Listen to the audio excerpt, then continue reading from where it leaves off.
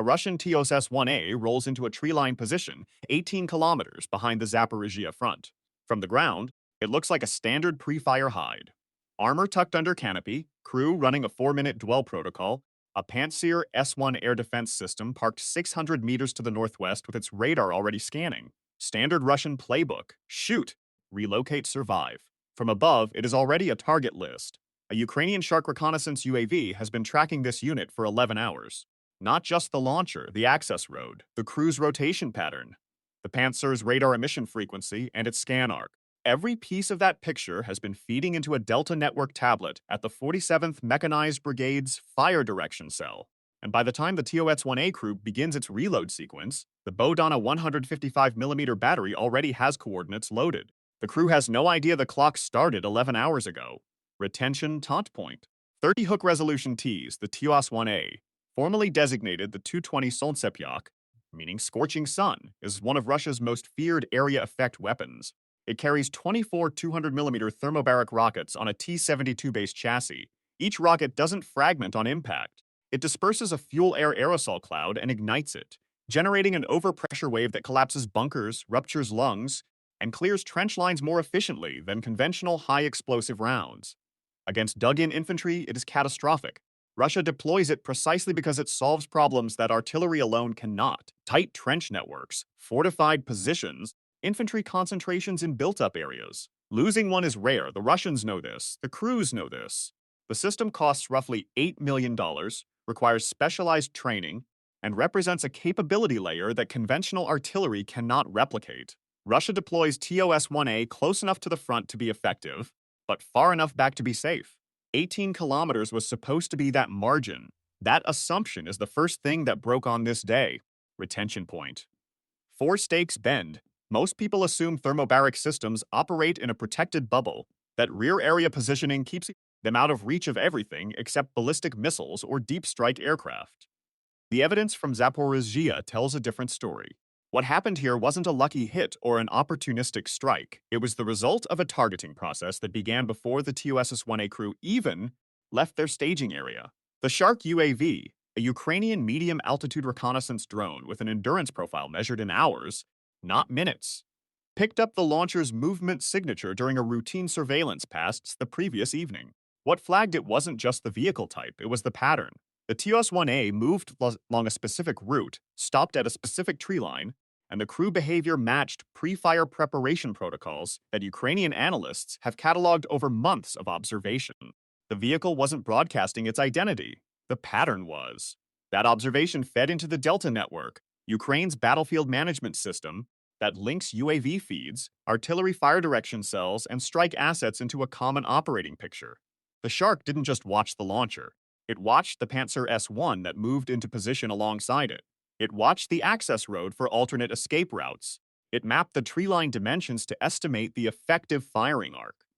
By the time Ukrainian fire direction staff reviewed the picture, they weren't looking at a single target. They were looking at a target package. One detail the Shark crew noted: the Pantsir's radar was operating in a narrow scan pattern optimized for low-altitude drone threats, not for incoming artillery. That single observation would matter 90 seconds into the engagement. The 47th Mechanized Brigade entered the war in 2022 as one of Ukraine's first units equipped with Western Standard armor, American M2 Bradley, infantry fighting vehicles, later supplemented with German Leopard 2 tanks, and, critically, the Bohdana 155mm self-propelled howitzer. The Bohdana is Ukraine's domestically developed artillery system, built to NATO caliber standards and capable of firing the full range of Western 155 MUM ammunition, including Excalibur, a GPS-guided precision round with a circular error probable of under 10 meters at ranges up to 40 kilometers. At 18 kilometers, Excalibur isn't at the edge of its envelope. It's well within its accuracy band. The fire direction cell received the targeting package from the Shark's operator via Delta Network tablet. Coordinates, elevation, target dimensions, the Pantsir's position relative to the primary target. A single Excalibur round was assigned to the TOS-1A. The Pantsir problem was assigned to the 414th Strike UAV Regiment, which had an FPV swarm already airborne on a parallel tasking that could be redirected. This is the part that doesn't make sense on the surface until you understand how compression works in a modern kill chain. The Shark had been watching for 11 hours. The fire direction cell had been building the targeting solution for hours before the crew initiated reload. When the Shark operator confirmed the TOS-1A was mid-reload, tubes exposed, crew dismounted, the moment of maximum vulnerability, the strike package was assisted in response. It was already waiting. Bear retention Kacham point. 50% mid-roll hook. The 90-second window wasn't a reaction. It was a release. The Bohdana battery fired a single Excalibur round. Flight time to 18 kilometers at standard 155mm ballistics runs approximately 45 to 50 seconds. During that window, the FPV swarm from the 414th was already closing on the Panzer's position, approaching from a bearing that kept the drones inside the Panzer's narrow radar scan gap. Exactly the gap the Shark had mapped. The Excalibur round struck the TOS-1A's launch frame at the point where the reload mechanism interfaces with the tube assembly. That is not a guess about targeting precision. Excalibur's GPS guidance and the coordinates provided by the Shark put the impact point within meters of the designated aim point. The round didn't need to penetrate armor. It needed to initiate the thermobaric payload already loaded in the tubes. It did. 24 220mm thermobaric rockets in a confined launch frame, initiated by a single precision impact, don't detonate sequentially. They cook off in a chain reaction, a cascade of fuel-air detonations that releases energy orders of magnitude beyond the initiating round. The tree line that had concealed the launcher ceased to be a tree line. The crew, still in the reload sequence, did not survive. Ukrainian drone footage, subsequently geolocated by OSINT analysts and cross-eye referenced against the known hide site, confirmed the launcher's destruction and the absence of any secondary movement from the position. 27 seconds after the TOS-1A detonation, the first FPV drone struck the Panzer S1. The Panzer's radar was still slewing toward the artillery impact. The system's onboard crew was trying to acquire what had just hit the tree line, looking for aircraft or incoming rounds. The FPV drones were already inside the engagement window. 3 drones on final approach. 2 impacts. The Panzer S1's ammunition bay, carrying surface-to-air missiles, cooked off in a secondary detonation visible on the Shark's feed from altitude. Russian milbloggers, many with direct lines to unit commanders in the Zaporizhzhia sector, admitted the losses within hours of the strike.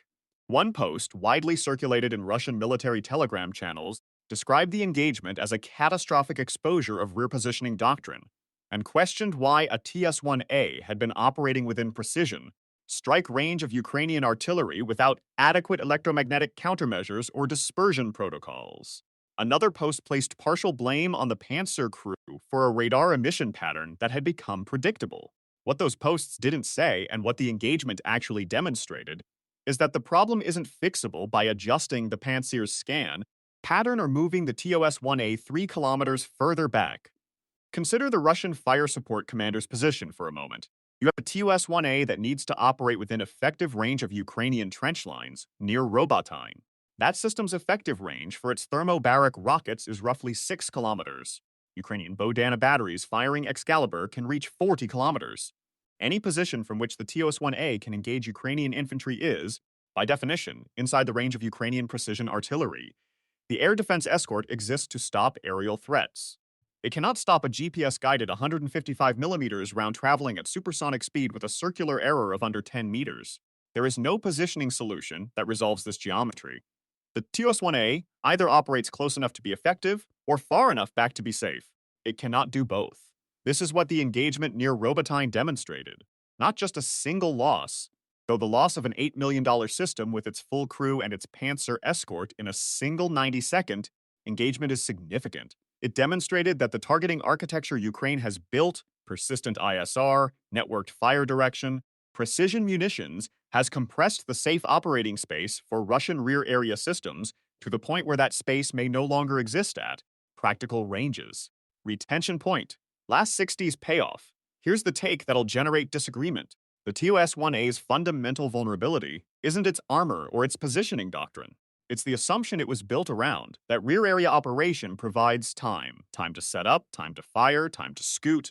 That assumption made sense on a battlefield where the adversary's targeting chain ran on human observation and radio communication, where the latency between detection and strike was measured in hours. On a battlefield where a Shark UAV feeds live coordinates through a digital network to a Bohdana battery preloaded with Excalibur rounds, the latency is 90 seconds. The TOS-1A's 4-minute dwell protocol is 3 times longer than the engagement window Ukraine needs. Russia has been adapting. Milblogger analysis after the Zaporizhzhia engagement noted calls for shorter dwell times, increased use of decoys, and integration of electronic warfare assets to disrupt UAV data links before strikes. These are not unreasonable responses. Ukrainian Shark operators have reported increased Russian jamming attempts in the Zaporizhzhia corridor since June 2026. Some missions have experienced data link degradation that extended the targeting timeline. But adaptation creates its own problems. Shorter dwell times mean fewer rounds fired before relocation, reducing the TOS-1A's tactical effectiveness. Decoys consumes resources and manpower. Electronic warfare systems become targets in their own right because Ukrainian signals intelligence assets map emission sources and pass those coordinates into the same Delta network that already brought down the Pantsir. One detail that stuck with me in reviewing the engagement timeline: the Shark UAV operator reported that the Russian crew conducted a standard 4-minute dwell protocol, the exact procedure they had been trained to execute. They did everything right by their doctrine. Their doctrine was the vulnerability. The broader picture in the Zaporizhzhia sector through the spring and early summer of 2026 reflects this pattern at scale. Ukrainian General Staff reporting documented multiple rear area system engagements along the axis. Ammunition depots, artillery positions, command vehicles struck at distances that would have been considered relatively secure 12 months earlier. The Bohdana battery that engaged the TOS-1A had conducted 11 separate fire missions in the preceding week, 9 of them at ranges between 15 and 22 kilometers. The Excalibur-armed expenditure rate suggests a targeting tempo that Russian rear area commanders had not fully accounted for in their force disposition planning. The TOS-1A loss matters beyond the platform itself. The system was positioned to support a planned fire mission against Ukrainian trench lines near Robotyne, a position that Ukrainian forces have contested since the 2023 counteroffensive, and that Russia has been attempting to consolidate. Without the TOS-1A's area effect capability, Russian assault elements on that axis lose their primary tool for neutralizing fortified infantry positions before a ground push. The mission was delayed. The delay created a window for Ukrainian forces to reinforce the position. The tactical calculus shifted, not because of the $8 million, but because of the capability gap the loss created. This is the asymmetry that defines the current phase of the war in Zaporizhzhia.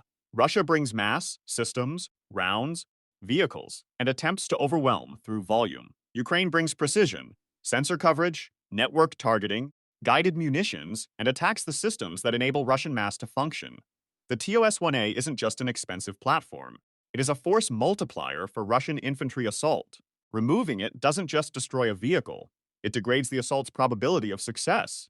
What would you do in the Russian fire support commander's position? Push the TOS-1A forward into effective range and accept the strike risk, or hold it back and lose the capability? Tell us in the comments. There is no good answer, and that is exactly the point. This is what sensor-driven, networked warfare looks like at the tactical level, not the dramatic imagery of missiles crossing the sky.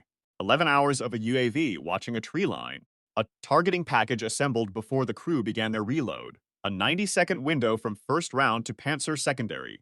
The engagement was over before the Russian fire support net could generate a warning. Subscribe to Fury Military so you don't miss how Russia is attempting to adapt its rear area doctrine, and why the geometry of precision fire keeps exposing the same fundamental contradictions. The scale of what was lost in this single engagement: one TOS-1A thermobaric launcher, valued at approximately $8 million, with its full complement of 24 thermobaric rockets. One Pantsir S-1 air defense system, valued at $14 million, the complete crew of both systems. The fire mission they were positioned to execute, gone. The assault timeline it was supposed to support, disrupted. Russian milbloggers writing within hours of the strike described the mood in rear area support units as one of heightened anxiety about positioning protocols. Intercepted communications referenced in Ukrainian General Staff reporting noted requests from at least 2 TOS-1A batteries in the sector to delay their scheduled fire missions pending review of their hide site security.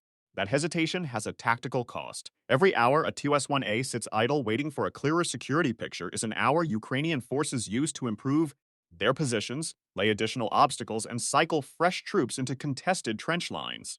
The indirect effects of the strike ripple forward through the Russian assault timeline in ways that don't show up in a single line of battle damage assessment. The British Ministry of Defense, in its daily intelligence updates covering the Zaporizhzhia sector, noted in early June 2026 that Russian forces had reduced TOS-1A operational tempo in multiple sectors following a series of precision strike losses, and assessed that this reduction was likely to persist until Russian units developed more effective countermeasures for Ukrainian targeting architecture. That assessment, from one of Ukraine's closest intelligence-sharing partners, reflects the strategic dimension of what happened in a tree line 18 kilometers from the front. Can traditional mechanized formations and the heavy support systems designed to enable them survive a battlefield where being seen even once, even briefly, means being hit, not just hit by a weapon in range, hit by a weapon that was already loaded and waiting before the target finished, setting up? History's answer to that question has consistently been only if the targeting architecture is degraded first. Russia has not degraded Ukraine's targeting architecture in Zaporizhzhia. Ukraine has expanded it. Comment yes if you think Russia can adapt its rear area doctrine fast enough to stabilize the situation on this axis. Or no if you think the geometry of precision fire has already closed that window. We read every comment. The Zaporizhzhia engagement of early June 2026 is one data point in a pattern that has been building since Ukraine received its first Excalibur allocations and integrated the Shark UAV into its fire direction network. Single engagements become doctrine when they repeat. This one has repeated in Kherson, in Donetsk, in the Kharkiv corridor. The TOS-1A near Robotyne is not an anomaly, it is confirmation. The purpose of this analysis is not to glorify war, but to understand the military and realities behind it. Because the clearer we see modern conflict, the clearer the value of deterrence, stability, and peace becomes.